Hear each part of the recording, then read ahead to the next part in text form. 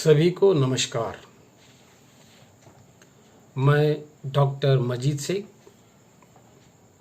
हिंदी विभाग, प्रतिष्ठान महाविद्यालय पैठन, जिला औरंगाबाद, महाराष्ट्र। आज का मेरा विषय है संत कबीर एक नई दृष्टि। आधुनिक युग में मनुष्य की पहचान का परिमाण ज्ञान, विज्ञान, संविधान और कुशलता से रहा है। आदिम युग से ज्ञान का महत्व अशून्य है तथा उसका संबंध शिक्षा से कदापि नहीं है। ज्ञान का संबंध अनुभव, निरीक्षण और प्रयोग पर निर्भर करता है। विज्ञान को पढ़ना, पढ़ाना, जानना, समझना तो भिन्न प्रक्रियाएं हैं। चूंकि विज्ञान को पढ़ने वाला, पढ़ाने वाला वैज्ञानिक दृष्टिकोण रखता हो, ऐसा बिल्कुल नहीं है। हमारे देश का बड़ा दुर्भाग्य रहा है कि हमने तकनीकी का स्वीकार तो किया, परंतु इसके पीछे का वैज्ञानिक दृष्टिकोण को समझना आवश्यक नहीं समझा। संविधान का स्वीकार यानी समग्र रूप से मानवीय मूल्यों का अंगीकार करना है। अब रहा प्रश्न कुशलता का। कुशलता का संबंध कथनी करनी से होता है। जब किसी के कथनी करने में भेद होता है तो उसका प्रभाव दूरगामी नहीं होता। इतिहास गवाह है कि मध्य युग में समाज सुधारक, क्रांतिकारी व्यक्तित्व के धनी संत कबीर ने समग्र भक्ति आंदोलन को व्यापक रूप से प्रभावित किया है। संत कबीर अपढ़ थे, पर ज्ञानी एवं वैज्ञानिक दृष्टिकोण को लेकर जीते रहे। भारतीय संविधान के निर्माता भारत रत्न डॉक्टर बाबा साहेब अम्बेडकर जी संत कबीर के व्यक्तित्व से काफी प्रेरित थे। अपितु कबीर का समग्र काव्य दर्शन मानवीय मूल्यों को स्थापित करने वाला रहा है। अर्थात उनका मुख्य उद्देश्य मनुष्य को प्रतिष्ठा दिलाना रहा है। संत कबीर के कथनी करने में भेद न होने के कारण इनकी कुशलता का प्रभाव मध्य युग से लेकर आधुनिक काल तक यानी आज तक रहा है और भविष्य में भी रहेगा। ज्ञान, विज्ञान, संविधान और कुशलता की आलोक में संत कबीर पर एक नई दृष्टि से विवेचन किया जाएगा। कबीर के काव्य में विषय वस्तु प्रधान है। अपने मत का प्रचार करने के लिए कबीर ने कविता कही थी। उन्होंने मसी कागज छुआ नहीं था। उनकी वाणी का संग्रह बाद में उनके शिष्यों ने किया। कबीर का विचार दर्शन उनके जन्म और जाति से काफी प्रभावित हैं। उनका जन्म ब्राह्मण कुल में हुआ हो या न हुआ हो, कबीर अपने को बार बार जुलाहा कहते हैं। आचार्य हजारी प्रसाद द्विवेदी जी के शब्दों में कहना चाहूं तो वे मनुष्य मात्र को समान मर्यादा का अधिकारी मानते थे। जातिगत, कुलगत, आचारगत श्रेष्ठता का उनके दृष्टि में कोई मूल्य नहीं था। लोकधर्मी, परंपरा के लेखक और सकर्मक विचारक चौथीराम यादव जी के शब्दों में कबीर मध्यकालीन सामंती पुरोहिती जाति व्यवस्था के प्रभाव मंडल का सबसे बड़ा आलोचक हैं। उसकी आलोचना दृष्टि समेकित, संतुलित और सृजनात्मक है तो शैली आक्रामक। वह अपने समय में प्रचलित सभी चिंतन परंपराओं के सामने पूरी सप्रश्नता और चुनौतियों के साथ खड़ा है, निडर और अडिग। कबीर ने धार्मिक आडंबर पर भी तीखा प्रहार किया है।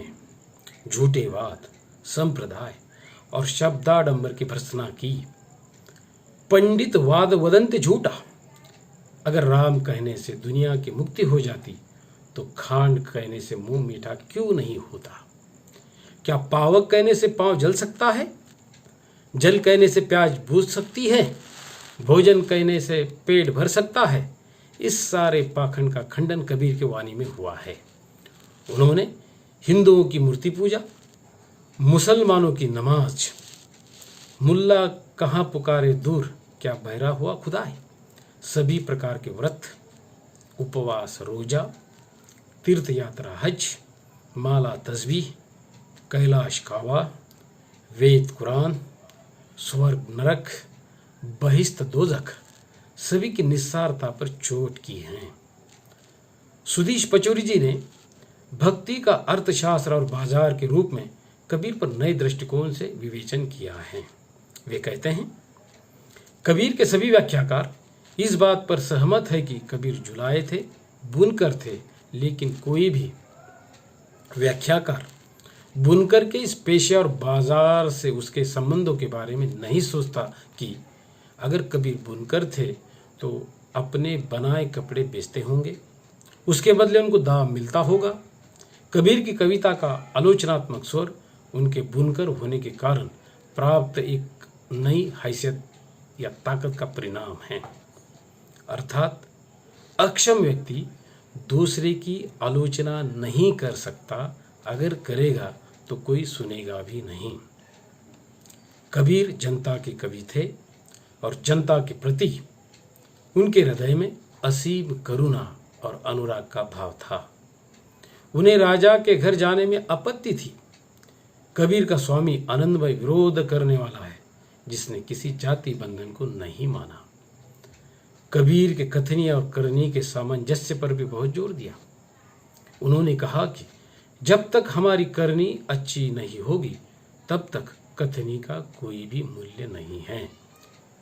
कथनी कथी तो का भया जे करनी ना ठहराई, कालबूत के कोटजू देशती ढई जाएं। जब तक हम अपने में अपेक्षित सुधार नहीं कर लेते तब तक हमें दूसरों का मखौल उड़ाने का कोई भी नैतिक अधिकार नहीं है। कबीर ने निर्गुण प्रेम भक्ति का मार्ग लोगों को दिखाया और प्रेम को साध्य और साधन दोनों भी माना।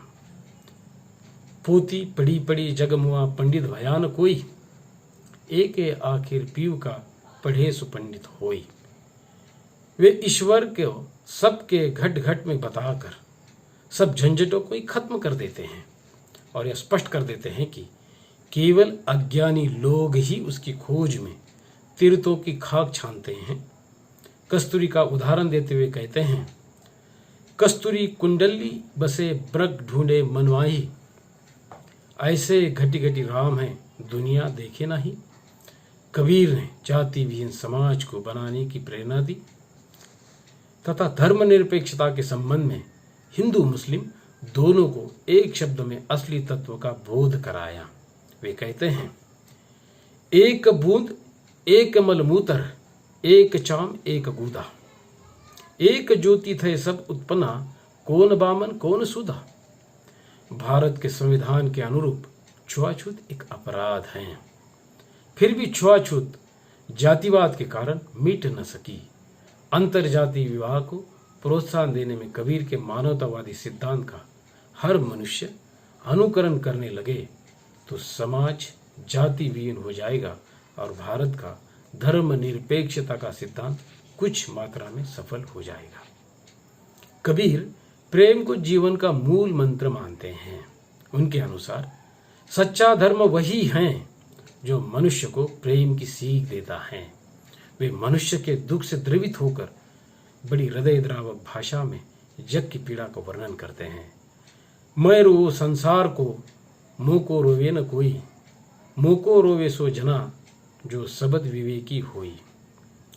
विशेष रूप से कहना चाहता हूं कि कबीर का साहित्य लोग तानपुरा पर गाने की चीज समझते हैं, पर ऐसा नहीं है। उसका रहस्यवाद समझना आसान नहीं है। उन्होंने मानवता के लिए जो प्रयत्न किए वो बेमिसाल है, अपितु उनके रहस्यवाद को समझने के लिए मानव जाति को एकरूप होना आवश्यक है। अर्थात कबीर के पदों को केवल तानपुरा पर गाने की चीज न समझे। सारांश रूप में कहा जा सकता है कि कबीर ने समाज के दोषों का दर्शन कराकर उनके लिए जो उत्तरदायी थे उनको फटकार सुनाकर जिस स्वस्थ कल्याणकारी मार्ग की ओर समाज को प्रेरित किया वो बहुत ही महत्वपूर्ण कार्य था। आज भी समाज को कबीर जैसे विभूतियों के नेतृत्व की आवश्यकता है। वर्तमान समय में विज्ञान की असाधारण प्रगति ने मनुष्य का प्रभुत्व बढ़ा दिया है, फिर भी वह तुच्छ हैं, संकटग्रस्त हैं, दुखी हैं और रंगों में बटा हुआ है। जातियों और वर्णों में विभाजित हैं, उनके बीच धर्मों की दीवारें खड़ी हैं, सांप्रदायिक द्वेष हैं, वर्ग संघर्ष की तलवारें खिंची हुई हैं, दिल में अंधेरा है, छोटे छोटे स्वार्थ और दंभ है जो मनुष्य को मनुष्य का शत्रु बना रहे हैं। ऐसे संक्रमण काल में हमें नए विश्वास की, नई आस्था और नए प्रेम की आवश्यकता है। इस बिंदु पर कबीर हमें आश्वस्त